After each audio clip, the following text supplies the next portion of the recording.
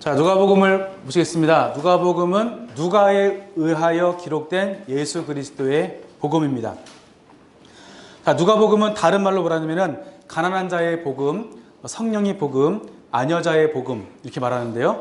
가난한 자들을 향해서 말씀을 선포하신 내용이 있습니다. 특별히 마태복음에서 산상순 보시면은 어떤 자가요? 심령이 가난한 자가 복이 있다 말씀하시는데 누가복음에서 이것을 뭐라 그럽니까? 가난한 자는 복이 있다 말씀하시는 것을 보면서 이제는 실제적으로 경제적으로 가난한 자들에게 전해지는 그런 말씀을 볼 수 있겠고요. 성령님의 복음입니다. 우리가 이제 누가복음하고 사도행전이 원래 이제 한 사람 누가에서 기록된 책이고, 그래서 이제 이 누가복음하고 사도행전은 쭉 이어져요. 특징은 무엇이냐면 누가복음은 갈릴리에서 어디로 끝나죠? 모든 복음서는 어디서 끝나죠? 예루살렘에 끝나죠. 그리고 이제 사도행전은 어디서 시작해요? 예루살렘에서 땅끝까지 끝나죠. 그래서 사도행전 1장 8절에 오직 성령이 너에게 임하시면 너희들이 권능을 받고 어디에서요? 예루살렘과 유대와 사마리아와 땅끝. 그래서 여러분이 누가복음과 사도행전을 보시면서 누가복음은 갈릴리에서 어디요? 예루살렘으로, 그리고 사도행전은 예루살렘에서 땅끝으로 가는 이 복음의 확장의 역사인 것을 우리가 함께 살펴보면 좋겠습니다. 자, 기록자를 보시면 누가인데요. 누가는 이제 빛나다는 뜻이고 수리아 안디옥 출신의 이방인 이사입니다. 그래서 이분이 그 2차 전도, 사도행전 좀 이따가 보실 텐데 오후에 점심 식사 맛있게 하시고 사도행전을 보실 텐데 그때 보면은 이제 사도행전에 대해 나올 때 2차 전도정 때 누구와 함께? 바울 사도와 함께 전도정을 출발하신 분이 누가 의사 누가예요. 이분은 언제까지 바울 사도께서 마지막에 그 고난 가운데 로마로 아픈 데까지 함께 계셨다는 것을 우리가 볼 수 있겠고요. 이분이 이제 누가복음과 사도행전의 기록자로 보고 있습니다. 바울 사도행 때의 바울의 마지막과 함께한 동역자이겠고요. 수신자는 데오빌로 각하 이방인 그리스도인이라고 저희들이 살펴볼 수가 있겠습니다. 자, 여러분 이제 누가복음을 보시면 누가복음의 1장 1절의 사절 보시면 목격자 또 말씀의 일꾼에 이제 있었던 것으로 보았을 때 예수님의 복음에 대해서 예수님의 행적에 대해서 낱낱이 기록하기 위해서, 그러니까 이전에 있었던 모든 내력들이 있었지만 낱낱이 기록하기 위해서 이 말씀을 기록했고 특별히 그리고 그 누가가 어떻게 이 말씀을 기록했을까? 이방인인데 예수님 어떻게 알았을까? 이제 궁금하잖아요.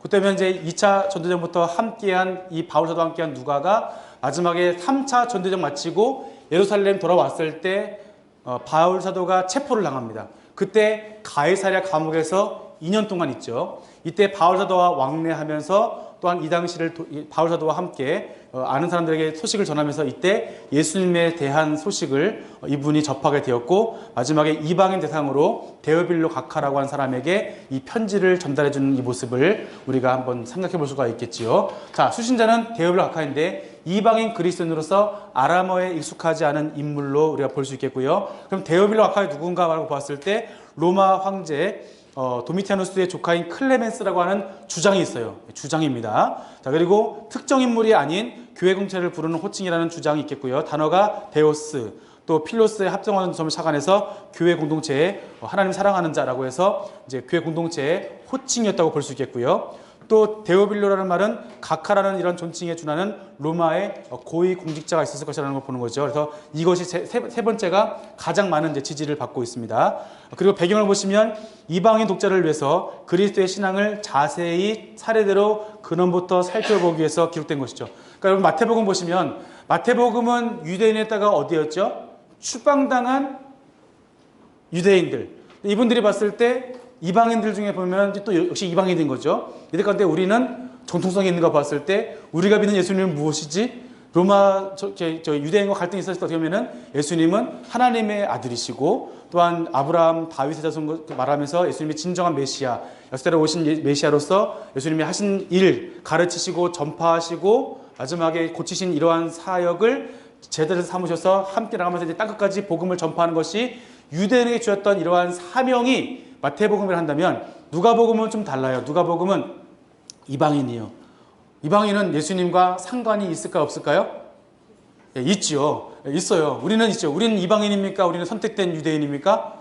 우리는 이방인이에요. 저 이방인입니다. 예, 이방인인데 우리 이방인들이 예수님 믿기 위해서 우리가 마태복음의 족보를 보시면 마태복음은 누구부터 시작해요? 아브라함. 뭐 아브라함도 역시 이방인의 조상이기 때문에 할 수 있겠지만 아브라함은 역시 유대인의 조상이기 때문에 그러니까 유대인의 입장에서는 아브라함이 이방 조상이 되기 때문에 아브라함을 넣었을지 모르겠지만 이방인에게는 아브라함의 족보가 은혜가 되지 않을 수 있어요. 왜냐하면 그 사람은 유대인의 조상인데 그래서 어디로 올라가요? 하나님까지 올라가요.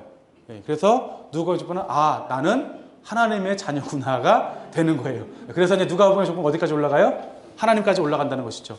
그래서 이제 마태복음은 누구예요? 왕이신 예수님. 누가복음은 마가복음은 종이신 예수님이시고요. 누가복음은 인자, 사람이신 예수님께서 우리와 함께 계시고 이분이 하나님이시고 그걸 말해주는 거예요. 그래서 이제 인간 예수님에 대한 모습이 굉장히 자세히 나오기 때문에 우리 이제 왕은 뭐가 있죠? 왕은 족보가 있죠. 그래서 마태복음에도 족보가 있고 누가복음 사람이니까 사람도 족보가 있다고 보는 거예요. 그래서 족보는 어디만 나와요? 마태복음하고 누가복음에만 나오는 거예요. 근데 마가복음은 종이에요. 종은 뭐가 없죠? 족보가 없겠죠. 그러니까 마가복음엔 종이 없겠고요. 요한복음에서 예수님은 누구예요? 하나님 족보가 없어요. 왜냐하면 하나님 족보가 없어요. 한 페이지면 끝나요. 그래서 하나님에 대해서는 족보가 없다는 것이죠. 그래서 마태복음하고 누가복음은 족보가 있고 그 차이점은 그렇다는 거예요. 똑같이 우리의 입장에서 우리도 족보가 어디까지 올라가야 우리 가운데 은혜가 돼요? 하나님까지 올라가요. 그러니까 이방인 그리스도인들은 어디까지 올라가야 돼요? 하나님까지 올라가야 아멘 되는 거예요. 그래서 족보가까지 올라간다. 여러분이 보시면 좋겠고요. 어디에 이 말 낸지 모르겠지만 어디죠? 예, 이방인 그리스도인들에게 이것을 선포하기 위해서 했다는 것이죠. 그리고 데어빌로라고 하는 이러한 이방인이 이해할 수 있도록 우리도 이해되는 것처럼 이해될 수 있도록 이렇게 말씀을 전했고 로마 제국과 이스라엘 역사를 연관지으면서 사건의 경위를 자세하게 설명을 하게 됩니다. 그리고 로마 제국의 종교적 배경과 배치되는 그리스도교에 대해서 설득력 있게 역사적인 진실성을 규명하고자 하였고요. 그리고 유대 종교의 정통성을 알지 못하는 이방인 그리스도인들에게 다른 복음서와 달리 예수님의 근원에 대해서 우리가 믿는 예수님은 누군지 알아? 그분은 사실은 성경에 있는 이런 가브리엘이라고 하는 천사를 통해서 예언되신 분이야. 그리고 그분의 어린 시절은 이랬고 그분은 우리처럼 똑같이 뭐가 있었어요? 어린 시절이 있었어. 그러면서 이분은 결과적으로는 하나님이셔. 우리가 그분을 믿어야 돼. 그분을 가지고 땅까지 전해야 돼. 이러한 내용으로 전해진다는 거예요. 그래서 예수님의 어린 시절부터 그렇잖아요. 여러분들도 누구를 좋아하게 되면은 그분의 어린 시절 궁금하지 않으세요? 아니면 그분의 사는 이야기. 되게 친하면 마음을 터야 되는데 마음을 안 트면 속상하잖아요. 나가 친한 줄 알았는데 내 옛날 얘기도 안 해주고 그냥 요거 하는 것보다 내 옛날 얘기도 해주고 과거 얘기도 해주고 이렇게 해주면서 올라가는 거예요. 그래서 너 어디까지 알아? 나 그 사람의 옛날도 알아. 그 사람의 태어난 것도 알아. 그분의 부모님 누군지 알아. 이렇게 하면은 어떤 사람이에요? 엄청 친한 사람이에요. 그렇기 때문에 예수님에 대해서 나올 때 이방인 그리스도인들에게는 뭐냐면 예수님에서 최대한 자세히 아는 걸 최대한 낱낱이 기록해서 그 당시에 수많은 이야기 있었지만 이 수많은 이야기 가운데 예수님에 대해서 좀 더 자세하게 좀 더 사건적으로 좀 더 사실적으로 그렇지만 이것은 역사를 기록한 역사가 아니라 뭘 갖기 위해서 믿음을 위한 이방인 그리스도를 위해서 선교를 위해서 이 책을 기록했다라고 여러분이 이해하시면 좋겠습니다. 자, 기록 연대는 57년부터 62년입니다. 자, 이때 사도행전이 기록되기 이전이겠죠. 왜냐면 사도행전도 데오빌로 각하게 편지를 써요. 그리고 누가복음도 데오빌로 했으니까 아마 이 책이 같은 기록자에서 썼다는 것을 우리가 볼 수 있겠고요. 그리고 예루살렘 함락과 파괴가 없는 것을 보아서 아마 70년 이전에 기록됐다고 보는 거죠. 왜냐하면 유대 전쟁에 대한 그런 예시도 없고요. 그리고 이제 사도행전에 바울이 압송된 후에 셋집에서 전도하는 것으로 끝을 맺는 거를 이제 사도행전에 이렇게 내용이 있는데 아마 이 이전에 기록됐기 때문에 이것이 이제 63년이죠. 그러니까 요 이전이 62년까지 해서 이것을 상한선으로 봐서 이렇게 했다고 여러분이 보시면 되겠습니다. 자, 기록 목적은 예수님에 관한 역사적 진실들과 교훈을 차례대로 기록하여서 데오빌로가 배운 것을 확실하게 알게 하기 위해서 쉽게 말하면 이 누가라고 하는 사람은 누구에게요? 데오빌로에게 우리식으로 하면 예수님의 생애를 그 당시에 수많은 이야기들 중에 예수님의 생애를 누가의 입장에서 정리해서 예수님이 하나님이신 것을 그분을 믿어야 됨을 그분을 전해야 됨을 데오빌로에게 알려졌다고 보면 되겠습니다. 자, 근데 우리는 누가복음만 있는 것이 아니라 마태, 마가, 누가, 요한이기 때문에 이 네 권을 통틀어서 예수님의 생애를 재구성했던 것이고요. 자, 그리고 이제 이사야 선지자가 예언한 희년의 성취됨을 알리기 위해서 그래서 누구에게요? 가난한 자. 이 희년에는 모든 재산들이 어떻게 돼요? 원상복구되는 것처럼 여기서 가난한 자에 대해서 소외된 자에 대해서 뭐가 왔어요? 예수 그리스도가 이 땅에 오셨다는 것이죠. 그렇기 때문에 이들에게 진정한 자유가 있다는 것을 말씀해 주고 있습니다. 특징이 있습니다. 특징은 내력이 내력. 내력은 무엇이냐면 내력은 이제 헬라어로 보시면 이 내력이 역사 기술 또는 전기라는 그런 뜻을 갖고 있어요. 그러니까 그 당시에 예수님에 대한 역사 기술이나 전기의 형식으로 이것을 기록했다는 것이고요. 그렇기 때문에 이걸 통해서 하나님 예수님을 온전히 전하게 된 것이고요. 그다음에 복음의 보편성. 그러니까 복음의 보편성은 특수성이 아니라 특수성은 유대인은 특수성이겠지만 보편성은 모든 사람에게 임해지는 것이기 때문에 하나님의 이 복음, 예수의 복음이 이방인에게도 하나님의 구원에 대해서 강조하고 있어요. 자, 유대인만 구원받는 것이 아니라 누구도요? 이방인도 구원받아요. 그렇기 때문에 이 이방인의 입장에서 말씀을 보시면 누가 더 은혜를 많이 받아요? 누가 더 믿음을 고백하냐면 오히려 유대인보다는 이방인들이 은혜 받는 모습이 더 많이 나와요. 근데 이것이 실제로 이방인이 많이 받았다라고 하는 것이 아니라 예수님의 수많은 이적과 수많은 말씀 중에 이 사람들에게는 뭐가 필요한 거예요? 이 말씀이 필요하기 때문에 그 말씀이 좀 더 나와 있다는 것이지 유대인들과 이제 전체를 보시면 여러분이 그렇게 이해하시면 좋겠습니다. 그리고 예수님께서는 유대인뿐만 아니라 모든 민족의 구원자이시고 예수님의 인성과 사람을 향한 연민긍정, 우리와 똑같은 그러니까 동떨어가 아니라 똑같은 인간으로서 이분은 알고 보니까 누구예요? 하나님이신 거예요. 근데 그분이 우리가 따를 예수님이라는 것, 탄생, 계보, 성장이 자세히 나오게 되고요. 가난한 자, 소외된 자, 여자들과 아이들에 대한 특별한 관심이 있어요. 아까 말했죠. 제가 소외된 자, 누가 있죠? 삭개오 같은 분들. 이분들 같은 경우는 소외된 자, 버림받은 사람이었지만 이분이 뭘 해요? 믿음의 고백을 하고 회개를 하고 가난한 자에게 자기의 절반을 내어주고 토색한 것 때문에 4배나 갚아주는 이러한 삶의 진정한 변화가 누구한테 있느냐? 버림받은 자에게 있다는 것입니다.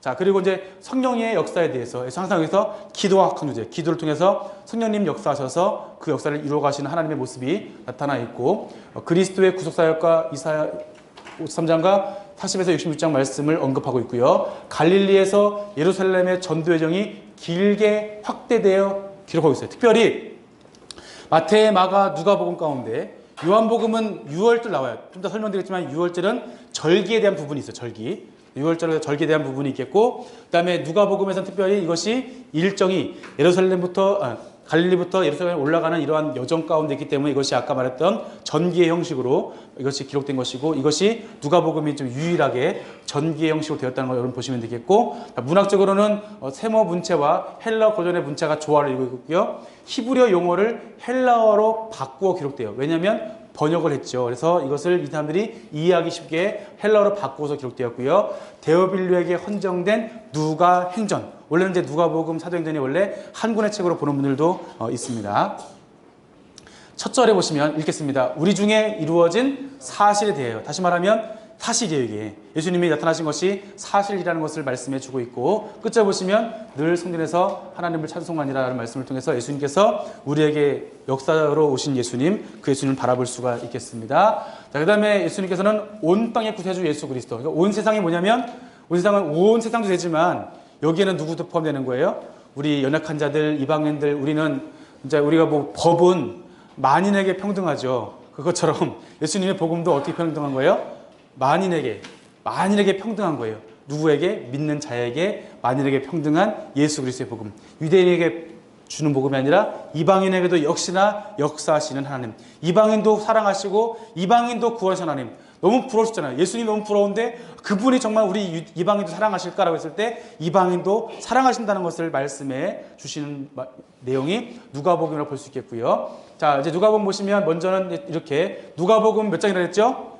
24장. 왜 그랬죠? 이방인도 뭐 하십니까? 사랑하시는 예수님에서 우리가 누가복음을 24장입니다. 그래서 예수님의 탄생과 증거에 대해서 예수님의 어린 시절. 왜냐하면 예수님을 어떻게 한 거예요? 더 알고 싶은 거예요. 데오빌로아카가 뭐냐면은 내가 예수님을 아는데 그분을 아는 게 별로 없어라고 했을 때 제가 더 알려드릴게요라고 하면서 예수님의 생애에 대해서 어린 시절에 대해서 자세히 기록하면서 다른 복음서보다 자세히 기록하면서 이 말씀을 전해주는 것이죠. 그래서 예수님의 탄생과 증거에 대한 내용이 많으면서 예수님이 인간적인 모습, 우리와 똑같이 사람이었지만 그렇지만 예수님께서는 어떻게 해요? 사람 지혜가 자라고 키가 자라며 하나님과 사람에게 사랑받으신 그 예수님 모습을 보여주고 있습니다. 그리고 예수님 전도여정인데 갈릴리 전도여정, 사마리아 전도여정, 유대 베레아 전도여정, 예루살렘 전도여정, 그 다음에 부활 후에 전도여정, 끊임없이 부활 후에도 전도 복음은 끝까지 선포된다는 것을 말씀해 주고 있습니다. 그 다음에 이제 말씀 보시면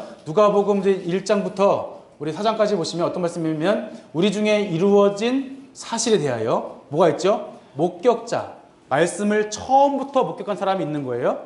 예수님이 태어나심을 목격한 사람이 있을 것이고 사가랴 같은 세례 요한의 식구들, 또 이제 뭐 엘리사벳 같은 분들 있겠고요. 그 다음에 또 말씀의 일꾼들, 예수님 말씀 뭐냐면 예수 그리스도의 말씀, 예수님의 십자가 사건 이후에 부활 이후에 이 복음을 가진 사람들의 뭐냐면 전하여 준 그러한 준대로 예수님의 그 생애와 예수님이 전하신 그 말씀의 내용을 토대로 그 내력을 뭐하라고요? 저술하려고 붓을 든 사람이 많다는 거예요, 이 당시에. 근데 자신도 이것을 모든 일을 그런 자세히 미루어 살핀 나도 자신도 이 중에 한 사람이라는 것이죠. 나도 데오빌로아카에게 저도 한글 써보겠습니다 하면서 예수님 복음에 대해서 말씀해 주고 있습니다. 그건 왜 그러냐면 우리가 알고 있는 것을 더 확실하게 믿게 하기 위해서 한 것이고요. 자, 그래서 예수님에 대해서 보시면 이제 35절 말씀인데요. 함께 다 같이 읽겠습니다. 천사가 대답하여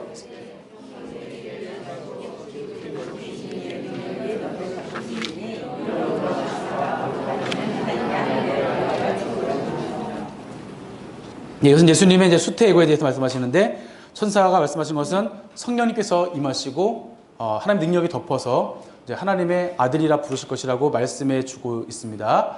자, 그리고 여기 보시는 것은 자, 이제 이거는 그 목자들에게 전했던 말씀인데요. 함께 다 같이 말씀 읽어보겠습니다. 천사가 이르되 무서워하지 말라.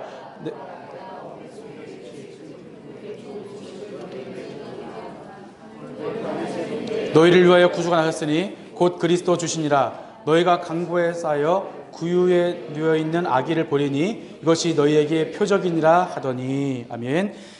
예수님 탄생하시는데 누구에게 전해지면 목자에게 예수님 탄생이 알려집니다. 여러분 이제 마태복음에서는 이 탄생이 누구냐면은 동방박사가 알려졌고요. 왜냐면 헤롯 궁전으로 갔으니까요. 그리고 누가복음에서는 이것이 누구에게요? 목자에게. 여러분 목자라고 생각해 보시면 목자가 어떤 사람이죠? 목자는 첫 번째 성격이 어떻습니까? 착하겠죠. 그 목자가 이끄는 양들은 어때요? 하얀색이고요.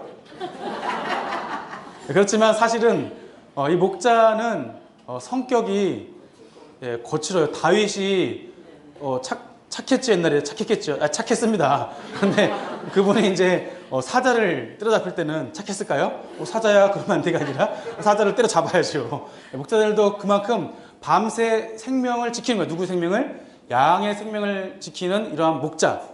성격이 본성은 착할 수 있지만 성격이 안 좋을 수 있다. 그 양들도 하얗지 않고 목욕을 해줘야 할 거 아니에요. 그런데 목욕 못하니까 까만 수도 있다. 그러니까 우리 생각하는 그 환상을 좀 깨시고요. 그러니까 이 목자들은 굉장히 그분의 모습이 돼요. 시커먼 양들을 시커멓게 해주는 목자. 근데 이분들이 뭐냐면은 뭘 못해요? 안식일을 못 지킵니다. 양들을 지켜야 되니까. 그러니까 이분들은 소외된 사람들이에요. 죄인들이라는 거예요. 그런데 이 구원의 소식이 누구에게요? 온 백성에게 미칠 구원의 소식이 목자들에게 오셨는데 너희를 위하여. 누구를 위하여? 이방인 너희, 소외된 너희를. 목자들아 너희들에게 누가 임했다는 거예요? 그리스도가 났다는 거예요. 너무나 이 사람들에게 이것이 감격이고 감동이죠. 이 말씀을 듣는 이방인들도 이것이 감격이라고 하는 것입니다. 우리에게도 감격이죠. 네. 자, 그 다음에 이제 예수님의 이러한 그 태어나심에 대해서 성전에서 정결 예식을 하러 갔을 때 시므온이 고백합니다. 내 눈이 주의 구원을 보았사오니 만민 앞에 예비하니. 누구 앞에요? 만민 앞에. 나는 유대인이지만 내가 보았으니 만민 앞에 예비하신 것. 이게 예수님이 태어나신 것이 이 구원이 누구 앞에요? 만민. 모든 사람에게 예비한 것이고 이방에 비추는 빛 주의 백성 이스라엘의 영광입니다. 이방인과 이스라엘의 영광입니다. 만민의 그리스도십니다를 누구를 통해서? 시몬을 통해서 고백되고 있는 모습을 볼 수가 있습니다. 그 다음에 보시면 그리스도의 증거가 있는데, 세례 요한의 사역과 예수님 세례 받으시는데, 이때 보시면 예수님 하신 말씀이 뭐라 하시냐면은 다 같이 4절, 5절, 6절 말씀 읽겠습니다. 선지자의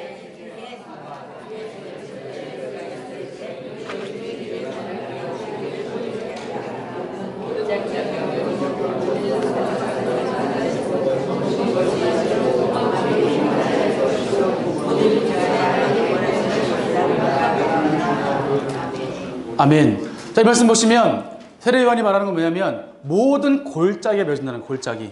골짜기가 메워져서 어떤 사람은 높고 낮을지 모르겠지만 이것이 메워지게 되고, 모든 산과 낮은 산이 어떻게 된다는 거예요? 평탄케 된다는 거예요. 다시 말하면 하나님의 구원이 온 땅 가운데 편만하게 임하게 되어지는데, 모든 육체가, 누가요? 모든 육체가, 이방인, 유대인 모든 사람 할 것 없이 전부 다 소외된 자, 가난한 자, 죄인 할 것 없이 모든 자가 하나님의 구원하심을 보리라고 말씀을 해주십니다.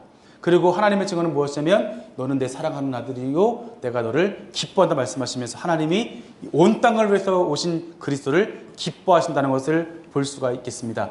예수님의 족보, 그렇죠? 마지막인데 그 위는 에노스, 그 위는 셋이요, 그 위는 아담이요, 그 위는 누구라고요? 하나님. 이러면서 이 족보의 시작이 어디로 올라가요?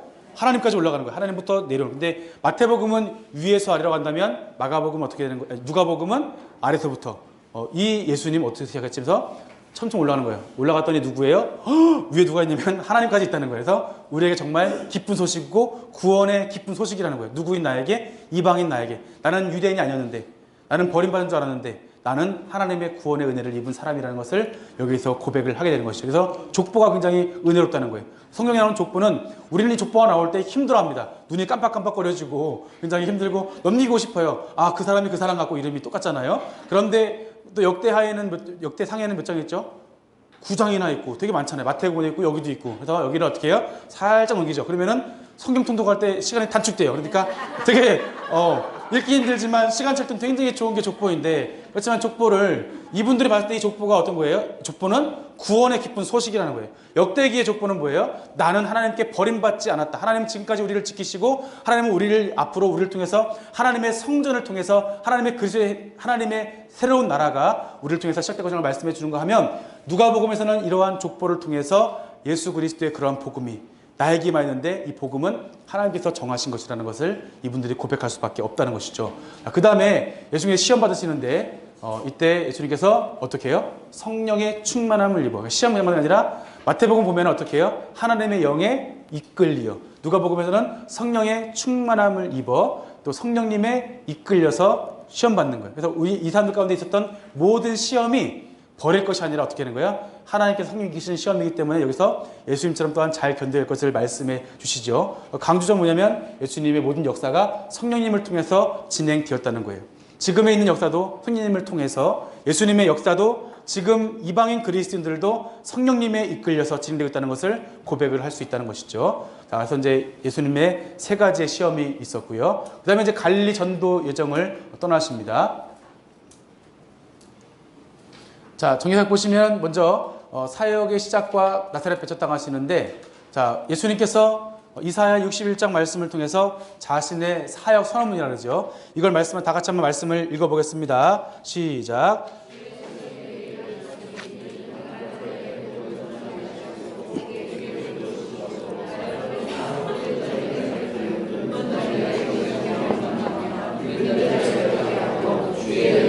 전파하게 하려 하심이라 하였더라. 아멘. 이 말씀 보시면은 어떻습니까? 주의 성령이 내게 임하여. 그러니까 하나님의 성령이 예수님이 임하셨고, 성령님이 임하시면 누구를 향하여? 가난한 자에게 뭘 전합니까? 복음을 전하라고 하시는 거예요. 그리고 누구에게? 포로된 자, 눈먼 자가 눌린 자에게 예수님의 복음의 대상이니까. 지금 여기 있는 말씀인 사람들은 어떤 사람이냐면 가난한 사람들, 이방인들, 포로된 자들, 우리를 위해서 예수님께서 사역을 시작하면서 이렇게 선포하신 그 예수님 말씀을 이들이 확인할 수 있는 거예요. 데오빌로가 이 편지를 보았을 때는 감동이 되겠죠. 나에게 이 복음이 임하였구나. 또 이 편지를 읽는 이방인 그리스도인, 만약에 이 데오빌로라는 사람이 어떤 특정 인물이 아니라 만약에 이방인 그리스도인들을 대상으로 하는 이러한 편지라고 했다면 이 편지를 읽는 사람들에게는 예수 그리스도 복음이 진정한 복음이 될 수 있다는 것을 이것을 통해서 예수님의 사명 선언문을 통해서 살펴볼 수가 있습니다. 자, 그리고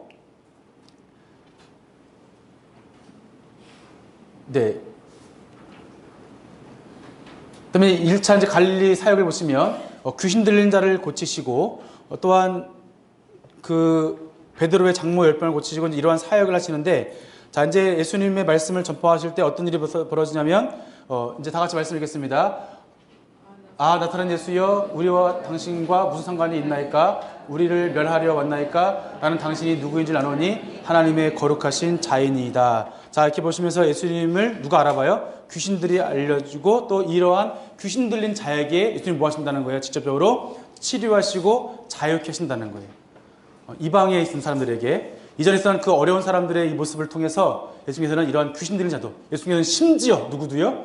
귀신 들린 자도 자유케 하시고 하나님께서 삼아주시는 이러한 내용을 살펴볼 수가 있겠습니다. 자, 그리고 예수님께서는 하신 말씀 뭐냐면 이제 예수님께서는 이 복음을 내가 여기뿐만 아니라 어떻게 해요? 다른 동네에 가서도 하나님의 나라 복음을 전하야 하니 나는 이 일을 위해서 보냄받았다. 그러면 이 편지를 읽는 사람은 또 뭐가 됩니까? 이 마태복음을, 누가복음을 읽는 사람들은 나도 이 복음을 증거해야 되겠다. 하나님 나라 복음을 증거해야 되겠다. 내가 이 일을 위해 보내신 받은 그 예수님의 소원이 무엇인지를 깨닫게 된다는 것이죠. 자, 그 다음에 중풍병자를 고치시죠. 자, 그리고 이제 이 사람이 말하는 것은 이 사람아 내 죄사함 받았느니라 하시니, 자, 24절 보시면 그러나 인자가 땅에서 죄를 사는 권세가 있는 줄을 너희로 알게 하리라. 그러니까 그 중풍에 걸린 사람을 고치실 때 바리새인이 이제 뭐라고 하죠? 그때 병 고치는 권세 누가 있죠? 하나님께 있는데 예수님께서 이 병 고치는 이 이적을 통해서 예수님께서 하나님의 아들이라는 것을 여기서 밝히 보여주시고 있고, 근데 이 중풍녀도 뭘 통해서 구원하냐면 믿음을 통해서 낫게 되었다는 거예요. 그래서 이 누가복음은 또한 뭘 중요하게 여기냐면 믿음을 중요하게 여겨요. 이 하나님의 아들이신 예수님을 믿어야 한다는 거예요. 그래서 믿었을 때 이들을 구원하신 하나님, 우리에게 임하신 하나님을 믿어야 하고 이 믿음을 전파해야 된다는 것을 그래서 말씀을 통해서 살펴볼 수가 있겠습니다. 바리새인과 논쟁이 있겠고요. 그 다음에 예수님께서 세리 마태를 부르시는 것, 레위를 부르시는 걸 통해서 왜 죄인과 식사를 하냐라고 했을 때 예수님께서 내가 누구를 부르고, 의인을 부른 것이 아니라 누구를 불러왔어요? 죄인을 불러서 회개하려고 한다는 것을 말씀해 주시면서 예수님께서 누구를 향해서 어떤 특별한 잘난 사람이나 바리새인이나 서기관이나 유대인이 아니라 예수님께서는 모든 사람들 중에 특별히 죄인들을 부르시러 오셨다는 것을 말씀해 주고 있습니다. 중기사역을 보시면 평지설교 있어요. 평지설교. 여기서 아까 보였죠. 가난한 자에게 복음을 전하시는 그 예수님. 자, 그래서 먼저 너희 가난한 자는 복이 있나니, 예수님 말씀하신 거예요. 가난한 자는 복이 있다는 거예요. 아까 마태복음에서는 심령이 가난한 자라고 한다면 여기서는 가난한 자는 실제 가난한 사람, 그리고 지금 줄인 자를 말씀하시면서 이들이 배부를 것을 말씀하시면서 또 어떤 모습이 있냐면 여기서 화를 선포하죠. 화. 바로 부유한 자, 또 배부른 자를 비교해서 가난한 자들은, 배고픈 자는, 줄인 자는 복을 받을 것이지만 배부른 자는 어떻다는 거예요? 이미 복을 받은 것이기 때문에 너희들은 나중에 슬퍼 애통한다는 거예요. 지금 웃는 사람들 나중에 슬퍼할 거라 말씀하시는 거예요. 예수님의 이러한 이방인 그리스도인들에게, 이방인 그리스도인들은 나중에 여러분 그 서신서에 가시면 배경을 보시면 아시겠지만 그들은 로마 시대에 살아가면서 예수님을 믿는다고 하는 것은 유대인이 예수님 믿으면 유대교에서 뭐하죠? 추방당하는 것처럼 이 사람들은 이 이방 사회에서, 로마 사회 속에서 예수님 믿으면 뭐하냐면 추방을 당하는 거예요. 그러면 길드라고 하는 이러한 조합, 다시 말하면 그들끼리 모여서 상거래하는 거에 이것을 거래할 수가 없고요. 여러 가지 어려운 일들이 많이 생깁니다. 그러다 보니까 배고플 수 있어요. 그런데 또 어떤 사람들은 여기서 배부른 데도 있어요. 그렇기 때문에 여기에서 예수님 말씀하시는 것은 지금 너희가 고난받는데 배고프다고 한다면 이것이 하나님의 복이라는 것을 말씀해 주시면서 가난한 자를 위로하시는 예수님의 사랑의 모습을 보여줄 수가 있습니다. 실제로 예수님도 예수님 사역하실 때 가난한 자에게, 연약한 자에게 다가가셔서 그들에게 먹이시고, 또한 오병이어를 통해서 7병이어 통해서 예수님께서 진짜 빵을 주시고 또 먹을 것 주실 뿐만 아니라 예수님께서 생명의 양식임을 보여주신 사건을 통해서 가난한 자에게 또한 불쌍한 자를 찾아가시는 그 예수님의 사랑의 모습을 우리가 함께 살펴볼 수가 있겠습니다. 예수님도 이제 원수 사랑 말씀하시고 또한 이것은 남에게 대접받고자 하는 대로 너희도 남을 대접하라고 하시는 마태복음에 나와 있는 아까 우리가 황금률을 받았는데 사실은 황금률이 아니라고 말씀드렸죠. 그 말씀을 예수님 하신 말씀을 볼 수 있겠고요. 갈릴리 2차 순회 전도를 하십니다. 자, 그리고 예수님께서는 백부장 종을 고치시는데 예수님께서는 백부장 종을 고치시는데 예수님께서 이 백부장의 종이 그러던 걸 보고 함께 가셔서 고쳐주려고 하는데 예수님께서 뭐라 말씀드리냐면은 저도 주님께 지금 나아가기도 감당할 수가 없습니다. 나도 남의 수하에 있는 사람이고 내 아래에도 병사가 있는데 나도 이 사람 보고 가라면 가고 오라면 오는데 예수님 말씀만 하십시오. 제가 믿습니다라고 했을 때 예수님께서 뭐라 했죠? 이스라엘 중에 이만한 믿음은 만나보지도 못하였다. 이 사람들은 유대인이 부러울 거 안 부러울 거예요? 예수님의 조상이 누구예요? 유대인이니까 그거 엄청 부러울 거 아니에요. 그런데 이걸 보면서 우리가 누구보다 믿음이 좋아요? 유대인보다 믿음이 좋아. 그러니까 이 사람들 사실 이것이 굉장히 기쁜 거예요. 행복한 거예요. 우리가 더 믿음을 가져야 되겠다. 이렇게 지금 제가 드린 관점은 예수님께서 실제적으로 그 당시에 하신 말씀이지만 이제 이 말씀이 읽는 사람들은 누구예요? 현재 이방인 그리스도이기 때문에 이 말씀이 이들에게는 위로가 된다는 거예요. 예수님 실제 하신 말씀이고 이 말씀, 수많은 말씀 중에 이 말씀을 하시면서 그들에게 믿음을 강조한 것. 이방인들이 뭐가 좋다는 거예요? 믿음이 좋다. 우리 역시 이방인은 뭐가 좋다? 믿음이 좋을 수 있겠구나. 우리를 구원하시는 거, 우리가 믿음을 더 잘 가져야 되겠다라는 그런 말씀을 여러분이 이해할 수 있을 것입니다.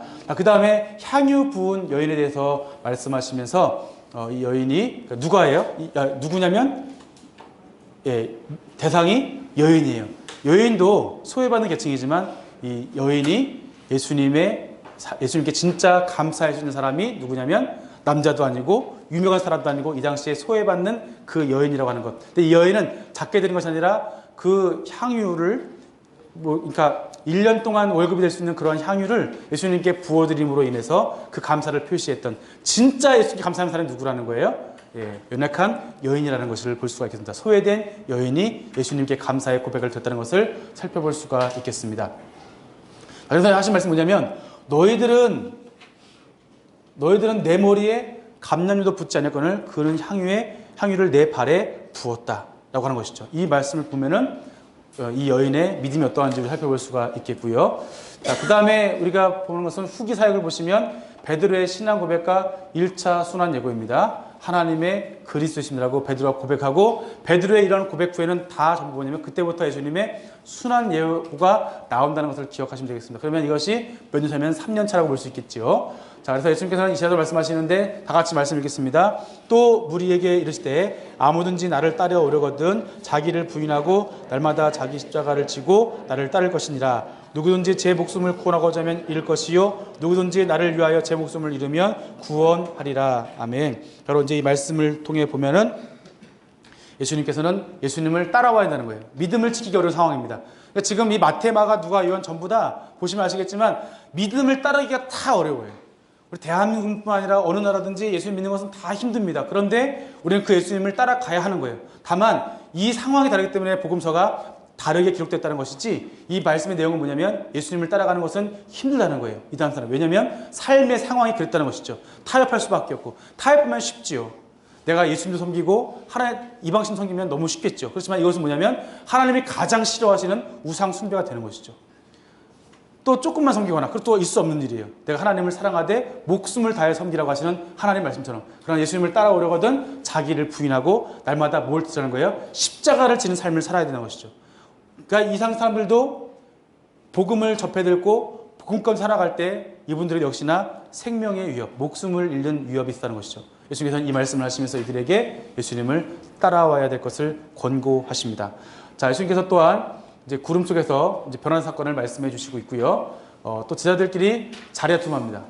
자리다툼. 그래서 누가 크냐, 내가 크냐 이렇게 말할 때 예수님께서 어린아이를 올라가시면서 이 어린아이를 영접하면 쉽게 말하면 예수님을 이제 영접하는 사람, 나를 보내신 분을 영접하는 사람, 믿는 사람, 예수님을 바르게 믿어야 됨을 제자들에게 말씀을 해 주십니다. 그 다음에 사마리아 전도여정을 보시면 예수님께서 이제 예루살렘에 올라가는 이제 길인데요. 사마리아의 전도 여정을 보시면 배척을 받으십니다. 우리가 이제 이 말씀을 다 같이 한번 읽겠습니다. 예수께서 승천하실 기약이 차감해 예루살렘을 향하여 올라가시기로 굳게 결심하시고, 보시면 뭐가 차요? 승천하실 기약이 찼다. 어디서 승천하시죠? 예루살렘에서 승천하시죠. 다시 말하면 예수님께서는 이 가는 과정이 십자가 지는 과정임을 알고 걸어가셨다는 것을 말씀해 주고 있습니다. 또 예수께서 예수를 향하여 가시기 때문에 그들이 받아들이지 아니하는지라. 그러니까 사마리아 성에 가시는데 사마리아 갔을 때 예수님을 받아들이지 않았어요. 아까 그 요한복음 보면은 수가성 여인에 가셨죠. 이때는 예수님 받아들였어요. 왜냐하면 이 수가성 여인이 언제 나왔어요? 사람들이 인적이 드물 때 다녔죠. 그러니까 만날 수 있었겠지만 이때는 예수님께서 가셨을 때 이때 이 사마리아 사람들이 예수님을 받아들이지 않은 거예요. 예수님을 영접하지 않은 것입니다. 자, 그런데 이들 중에 이 왜 배척했냐면은 이 사람들이 예수님께 나가는, 그러니까 유대의 명절을 지켜가는 사람들에게 이 사람들이 배척했다는 것이죠. 왜냐하면 그 사마리아에 있는 수가성 여인의 고백처럼 당신들의 사람들은 예루살렘에서 예배드려야 된다고, 우리는 이곳이라고 얘기하는데 어디입니까? 라고 보면은 이 사마리아 사람들도 나름대로 뭐가 있는 거예요? 정통적으로 우리도 사마리아 오경도 있거든요. 그러니까 사마리아 사람들도 분명하게 우리가 신앙에 정통성이 있다고 보는 거예요. 왜냐하면 아브라함이 갈대우를 떠나서 첫 번째 제사 지내는 곳이 세겜 땅이거든요. 그리고 그리심산과 에발산에서 복과 저주를 선포했기 때문에 그곳이 세겜 땅이고 거기가 사마리아라고 한다면 여기에 정통성을 두는 거죠, 이 사람들은. 그런데 이 유대인들은 나중에 이 사람 여기 지었을 때 나중에 후인 사람들은 여기에 바벨론 포로 귀환해서 성전에 제사 지냈는데 이제 여기서 이제 갈등 구조가 된 것이죠. 그래서 서로가 정통성이 있다고 하는 것이죠. 그렇기 때문에 이런 걸 보면서 서로 사이가 안 좋게 되었고 이 사람들이 예수님을 배척하게 되는 그런 일들을 보게 되었습니다. 그래서 예수님께서는 70명의 제자를 파송하시고 복을 받으시고 70명을 세우시고 각 동네와 각 지역으로 둘씩 앞서서 보내셨다. 그러면 예수님께서 하신 말씀은 뭐냐면, 처음에 예수님의 복음이 임하였고 또 4명의 제자가 있죠. 나중에 7명의 제자가 있고요. 12제자를 세우시고 이번에 몇 명입니까? 70명. 그러니까 예수님의 이 복음의 역사가 어떻게 되는 거예요? 확장되어져 간다는 거예요. 이 어디까지 가요? 사도행전에 이제 어디에서요? 마가다락방에서 있을 때, 기도했을 때 이제 그러한 내용을 보시면 복음이 점점점 확장되어진다는 것을 볼 수 있겠고, 바로 하나님의 소원이 이렇다는 것을 우리가 알 수 있겠습니다. 선한 사마리아의 비유를 보셨고요. 선한 사마리아를 보시면 예수님의 비유를 두시면서 선한 사마리아인, 어떤 사람이 이제 그 율법교사가 예수님을 시험하러 왔을 때 무엇을 해야 영생을 얻냐고 했을 때 마음을 다해서 목숨을 다해서 힘을 다해서 하나님을 사랑하라 이웃 사랑했을 때 제가 그렇게 하고 있는데요 라고 말하니까 이제 강도에 대한 이야기를 하죠. 강도가 왔는데 제사장이 그걸 지나쳤고 레위인 지나쳤고 사마리아 사람 지나쳤다는 거예요. 그런데 이 비유 말씀하셨을 때 이때 이 사마리아 사람들은 자기의 짐승에 태워서 주막에 들어가서 데나리온 둘을 주면서 이 사람들을 보호했다는 것이죠. 그랬을 때 누가 너희의 이웃이라고 했을 때 이 사람이 자비를 베푼 사람이다. 사마리아 사람이라고 말을 못해요. 왜냐하면 말을 담고 싶지 않은 거예요. 그래서 자비를 베푼 사람이라고 말했는데 그걸 내용을 통해서 이 사람들에게도 마찬가지로 이 사마리아 사람들이 연약한 사람이고 또 이 사마리아 여인이 버림받은 사람이지만 그 유대인들은 이 사람들을 사람 취급도 안 했거든요. 그런 사람이지만 이 사람이 어떤 사람이에요? 진정으로 자비를 베풀고 진정으로 하나님을 섬기는 사람이고 하나님의 뜻에 따라서 마음을 다하고 목숨을 다하고 뜻을 다하고 힘을 다해서 하나님 사랑하고 이웃 사랑하는 모습이 바로 이 사마리아 여인이라는 것을 예수님께서 말씀하시는 것이죠. 이걸 통해서 또한 이 말씀을 읽는 이방인 그리스도인들에게는 이것이 또 엄청난 하나님의 위로가 되었을 것입니다. 또 유대 베레아 전도 여정이 있는데요. 유대직에서 말씀을 선포하시죠. 마리아 마르다 만나고 기도에 대한 가르침을 하시고요. 또 바알세불과 하나님 나라에 대한 가르침 주시고 등불 가르침, 논쟁이 있으시고 재물에 대한 비유, 이렇게 이제 여러 가지 사역이 있으시는데, 자, 누가복음 11장 시선을 보시면 기도에 대한 가르침입니다. 보시면 너희가 악할지라도 좋은 것을 자식에게 줄 줄 알거든 하물며 너희 하늘아버지께서 구하는 자에게 성령님을 주시지 않겠느냐. 다시 말하면 모든 일을 뭐 하라는 거예요? 기도하라는 거예요. 기도하면 성령님께서 이루어 주신다는 거예요. 예수님의 탄생도 성령님을 통해서, 예수님의 사역도 성령님을 통해서 이루어진 것을 보시면서 그들이 어렵고 힘든 상황 가운데 아버지께 구하면 성령님을 통해서 예수님의 그 사역을 감당할 수 있다는 것을 말씀해 주시는 것을 보게 됩니다. 자, 바리새인과 율법교사의 논쟁이 있습니다. 자, 이제 이들에게 하신 말씀은 화 있을진저 율법교사여 너희가 지식의 열쇠를 가졌어도 너희도 들어가지 않고 또 들어가고자 하는 자도 막았느니라 하시니라. 이 바리새인과 서기관들은 뭐 했다는 거예요? 오히려 예수님의 말씀을 가지고 전해야 되는 사람인 거죠. 하나님의 뜻을 증거해야 되겠죠. 하나님의 말씀을 전해야 되고 올바르게 전하고 어떻게 살아가야 될지 보여준 사람들인데 이 사람들 문제는 뭐냐면 이 규정을 정해놓고 누구만 잘 지키는 거예요? 나만 잘 지키는 것이죠. 그러다 보니까 다른 사람은 뭐가 돼요? 상대적으로 죄인 되는 거예요. 그러면은 이 사람들을 죄인 만들기 위해서 율법을 잘 지키는지 자신들이 의인도 잘 지키는지 이제 헷갈리기 시작하는 것이죠. 이제 겉모습 보면은 이 사람들이 잘 지킴으로 인해서 다른 사람들이 죄인 되어진다고 한다면 이것이 무엇이 유익하겠는가 하는 것이죠. 예수님께서는 그래서 이것에 대해서 책망을 하십니다. 그래서 하나님을 사랑하는 거예요. 이 사람들이 너희들 하나님 그렇게 사랑해? 그럼 누구 사랑하라는 거예요? 너희의 이웃도 사랑하는 거예요. 그 이웃이 어디까지 포함돼요? 원수까지 포함되는 것이죠. 그래서 그 말씀을 증거하신 거죠. 너희도 가지 않고 너희도 앞만 잘 지켜도 못 들어가고 너희가 또 그걸 다 막아버리고 다 죄인 만들어가지고 유대 그 이방인들도 또 열악한 사람들도 하나님의 구원에 이르게 할 수 없다는 것을 말씀해 주십니다. 자, 그 다음에 예수님께서는 우리 염려하지 말라고 하시면서 하나님의 나라와 하나님의 의를 구할 것을 말씀하시고요. 근심하라고 말씀하십니다. 근심은 세상 백성들이 하는 것이고 아버지께서는 이런 모든 것이 우리에게 있을 것을 아시기 때문에 우리가 나라와 그의 의를 구하라는 것을 말씀해 주십니다. 베레아지가 사역하시는데요. 생각하실 때 우리 말씀 다 같이 읽어보겠습니다. 수많은 무리가 함께 갈새 예수께서 돌이키사 이르시되 무릇 내게 오는 자가 자기 부모와 처자와 형제와 자매와 더불어 더욱이 자기 목숨까지 미워하지 아니하면 능히 내 제자가 되지 못하고 누구든지 자기 십자가를 지고 나를 따르지 않는 자도 능히 내 제자가 되지 못하리라. 아멘. 자, 보시면 여기에서 또 이 대상이 지금 예루살렘에 올라가는 과정인데 사람이 좀 바뀌었어요. 몇 명이 됐죠? 이제는 수많은 무리가 예수님과 함께 예루살렘으로 올라가는 거예요. 그러니까 이 말씀은 증인된 삶에서 나타나고 있는데 한 사람은 예수님, 그리고 4명의 제자, 또 7명의 제자, 또 12제자, 70명, 수많은 무리가 어디를 향하냐면 이제 예수님을 향해서 함께 가고 있다는 것을 볼 수 있겠고요. 예수님이 뭐라고 말씀하시냐면 무릇 내게 오는 자는 그냥 따라오지 말고 사람 많은 게 중요하지 않다는 거예요. 누가 중요한 거예요? 자기 부모와 처자와 형제와 자매를 더욱 자기 목숨까지 미워하지 아니하면, 실제로 미워하는 것이 아니라 어떤 말씀이냐면 이것이 하나님보다, 그러니까 하나님을 사랑해야 되죠. 여러분, 우리 사랑해야 되죠. 옆에 형제자매 얼굴 한번 보시면 사랑의 대상입니다. 사랑을 해야 돼요. 그런데 여기서 미워라는 말은 뭐냐면 여기서 강조하기 위해서 이것보다 뭘 더 사랑해야 돼요? 하나님을 더 사랑해야 된다는 것이죠. 하나님을 더 사랑해야 뭐가 된다는 거예요? 하나님의 제자가 된다는 거예요. 많이 따라오는 게 중요한 게 아니라 진짜 따라오려거든 자신의 목숨까지도 미워하는 자, 하나님을 더 사랑하는 자, 자신의 목숨보다 하나님을 더 사랑하는 자가 하나님 예수님의 제자가 될 수 있다는 것입니다. 그래서 뭘 제자는 거예요? 자기 십자가를 지고 나를 따르라고 예수님께서 말씀하시면서 이런 사람이 능히 내 제자가 된다는 것을 말씀해 주십니다. 자, 마지막 순회 전도여정이 있는데요. 10명의 나병 환자를 고치시죠. 근데 이때도 누가 돌아왔죠? 예수님께 감사한 사람은 오직 한 명. 그 사람은 이방인이었고 그 사람은 사마리아인이었다는 것을 말씀해 주십니다. 자, 그 다음에 말씀 보시면서 그렇죠. 한 사람만 예수님 발 앞에 엎드려서 감사하니 그는 사마리아 사람이었다. 예수님 뭐라 하십니까? 일어나 가라. 내 믿음이 너를 구원한다. 이 사람에게 그러니까 문둥병은요. 그러니까 요즘 말로는 나병이죠. 나병 환자들은 이 당시에 추방당했습니다.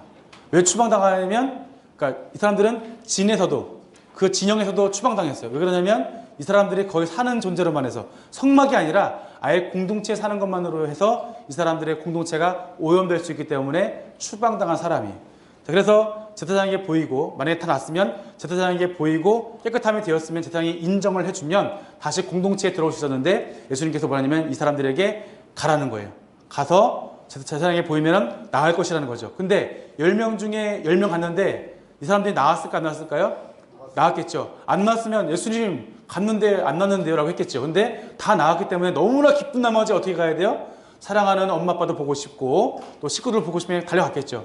그런데 누구만 내가 이렇게 온전케 된 것은 누구냐면 예수님 때문이라는 거예요. 거룩해 계신 예수님, 나를 온전케 하신, 나를 죄악 가운데서 구원해 주신 예수님. 이 사람이 이제 어디 들어올 수 있어요? 공동체에 들어올 수 있다는 것입니다.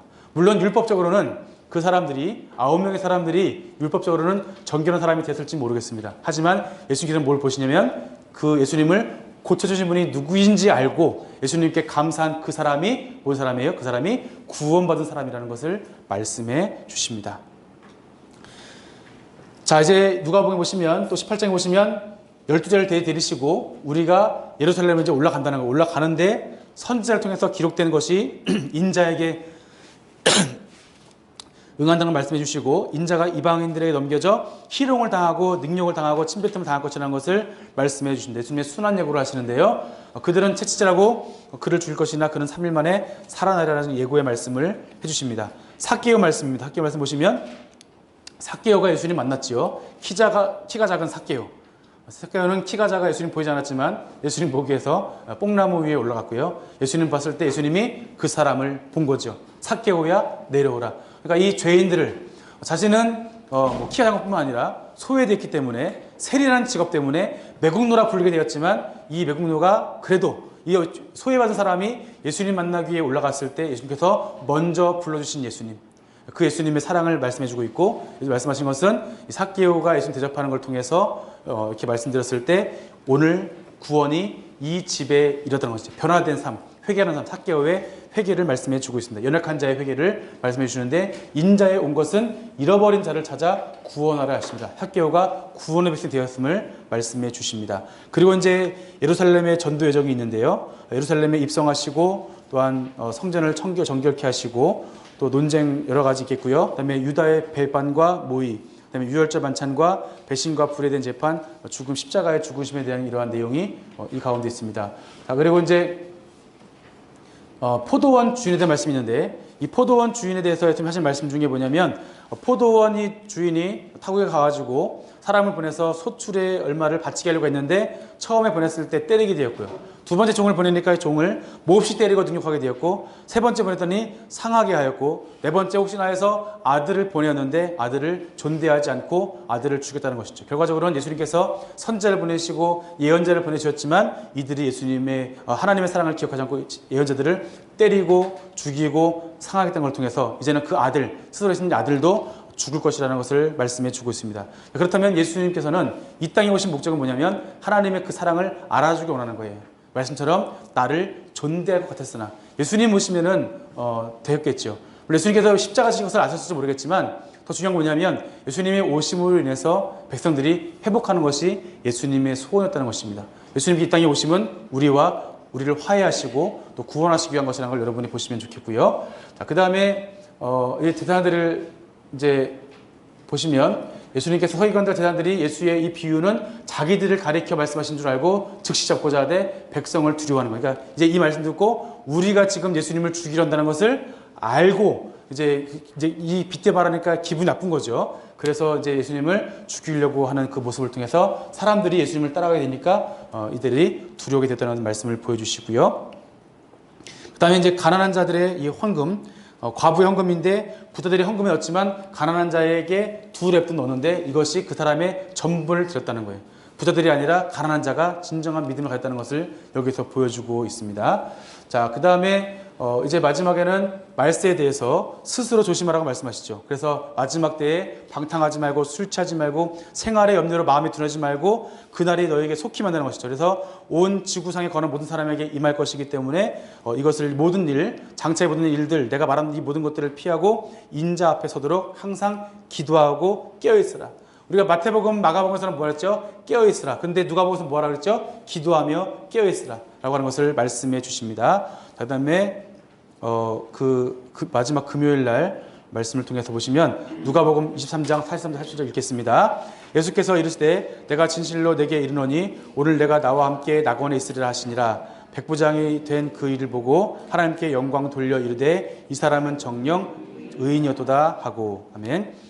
마지막에 이 43절 말씀 보시면 예수님 십자가 때 양옆에 선 두 강도가 있는데 이 두 강도 중에 한 사람은 구원받게 되었죠. 그러니까 마지막에 이 죄인까지도 죽을 수밖에 없는 어떤 죽음이죠? 십자가의 죽음밖에 받을 수 없는 이 두 사람이었지만 이 사람들도 가장 구원받을 수 없는 이 사람도 예수님께 믿음으로 나왔을 때 이 사람을 구원하신 예수님의 그 사랑을 보여줄 수 있고요.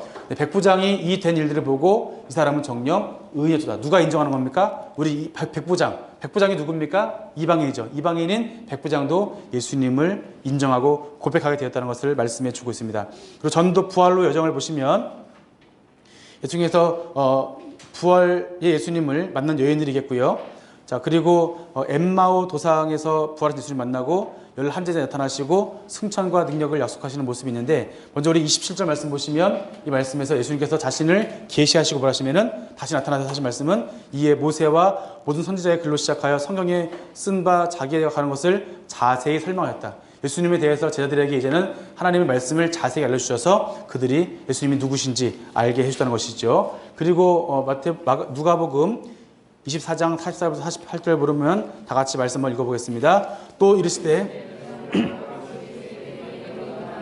곧 모세의 율법과 선지자의 글과 시편에 나를 가리켜 기록된 모든 것이 이루어져야 하리라 한 말이 이것이라 하시고, 이에 그들이 마음을 열어 성경을 깨닫게 하시고, 또 이르시되 이같이 그리스도가 고난을 받고 제3일에 죽은 자 가운데서 살아날 것과 또 그의 이름으로 죄사함을 받게 하는 회개가 예루살렘에서 시작하여 모든 민족에게 전파될 것이 기록되었으니 너희는 이 모든 일의 증인이라. 아멘.